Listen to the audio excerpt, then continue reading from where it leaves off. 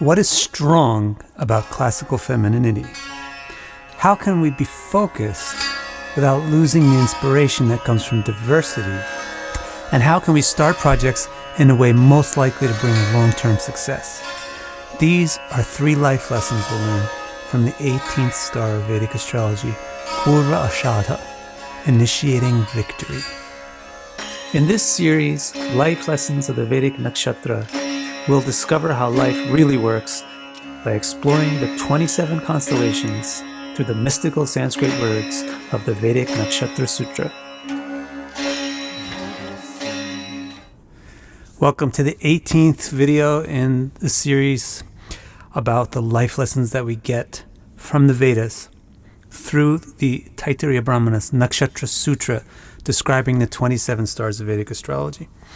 Every week we're doing a different nakshatra, and this week we're going to do Pūrva Aṣāḍhā, the star about initiating a success or initiating a victory. As we always do, let's start off by listening to the Sanskrit of the original sutra as recorded by me and the students from the first time we did the Nakshatra Sutra as an online course. So here you go. Apam Pūrva Aṣāḍhā Varchaho Purastat Samipuravastat Apam Pūrva Aṣāḍhā Varchaho Purastat Samipuravastat. So the Sanskrit here is Apam Pūrva Aṣāḍhā Varcha Prastat Samitir Avastat.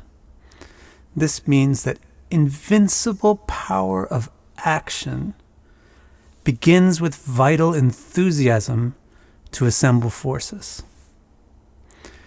So there's a few really important words in the sutra. Let's look at these words real quickly and then talk about what it all means together and then get to these 3 life lessons that are important. The first important Sanskrit word here is apam. Apam refers to the goddess of this nakshatra. This is very interesting. The nakshatra of power and victory is ruled by a goddess. This is why one of the life lessons we're going to learn is what is strong about femininity. So, Apas is the goddess of rivers, flowing waters. Apam really means to initiate and to move, to get things started. Another important word in the sutra is Purva. Purva means the initial part, the beginning. And then Ashadha. Ashadha means something which can't be conquered, can't be stopped, can't be dominated. So it means invincible, unstoppable. Right, so the nature of this nakshatra, right, is about getting moving, getting started towards some great victory. The 4th important word in the sutra is Varcha. Varcha comes from the root ruch, which means to glow, to shine because of power. So the word Varcha also often refers to sunlight, but it also often refers to the glow and the shine that we have as living beings. It refers to our vitality or enthusiasm. So Varcha is the prastat for Pūrva Aṣāḍhā. Varcha is what this nakshatra needs. It needs enthusiasm, vitality to get started towards a victory. And the final word that's important is samiti. Samiti is the ultimate goal, the avastat. And what samiti means is assembly.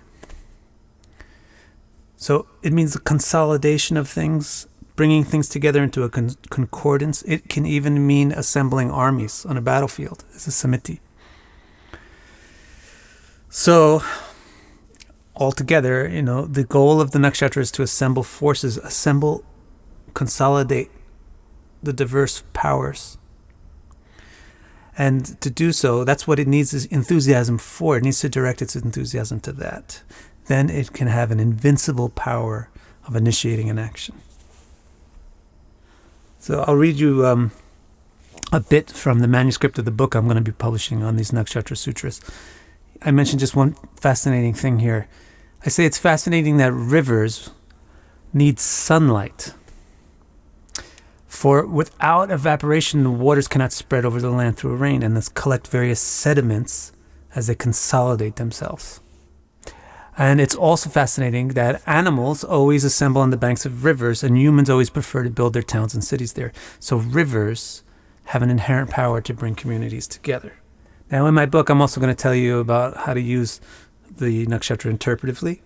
But in the video, let's get straight to the life lesson, because there's 3 life lessons I want to talk about. So the first lesson is that, wow, hey, women can be powerful. Women are strong.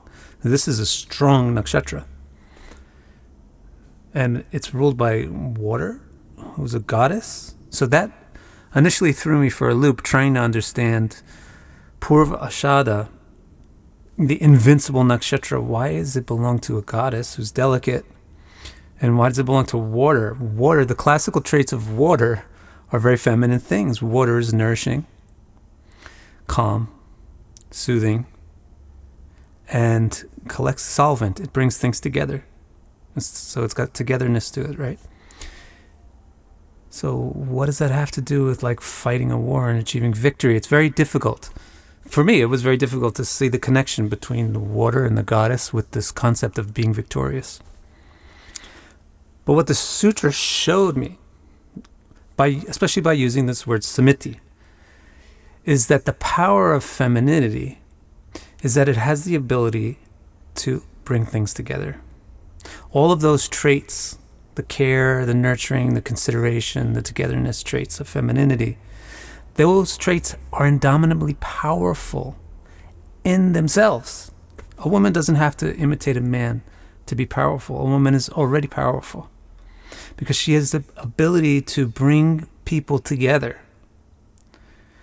And when you can bring people together, then you can pool resources and you can pool talents. That's the key to Purva Aṣāḍhā. It's victorious by its ability to pool resources together. Once you have your resources pooled together, then you can overcome an obstacle, right? So this is how women are strong, and this also confirms the kind of common folk wisdom that actually women are strong in teams. Women are strong together. Another important lesson that I learned from this sutra is about the concept of focus and how it contrasts with uniformity. What I said in the beginning of the video is, how can we be focused without losing the inspiration that comes from diversity, right? So focus seems to be antithetical to diversity. Diversity is multiplicity, focus is singularity, right? But what you learn from this sutra is that Purva Aṣāḍhā is strong because it's focused. But what is that focus? The focus is not uniformity. The focus is the samiti. Samiti is not uniformity. Samiti means everyone comes together. It doesn't mean that there's only one person or that everybody is the same. It means that everybody comes together and cooperates. So, to be focused, everybody will commonly say that if you want to accomplish your goals, you have to be focused. If you want to be successful, you have to be focused. But focus is not the same as uniformity. So a lot of times people will think that I have to erase my diversity, narrow down my options if I want to focus. But that's not true. You'll just get bored and uninspired if you erase your options and narrow down your stuff. The real way to be successful and focused is to find out how all of your talents and all of your interests can cooperate and aim towards a single goal. That's the power of Purva Aṣāḍhā. And that's the real focus is diversity focused on a common goal, not uniformity.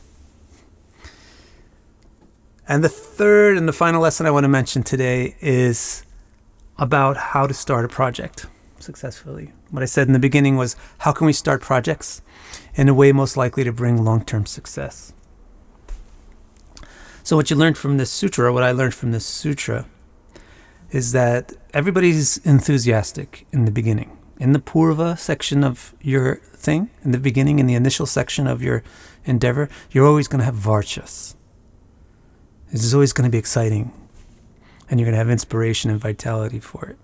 Now, the way that you use that varchas, the way that you use that inspiration and energy is going to determine whether or not your project is going to get out of the gate and go to the finish line, or if it's just going to be an exciting dream that fizzles out.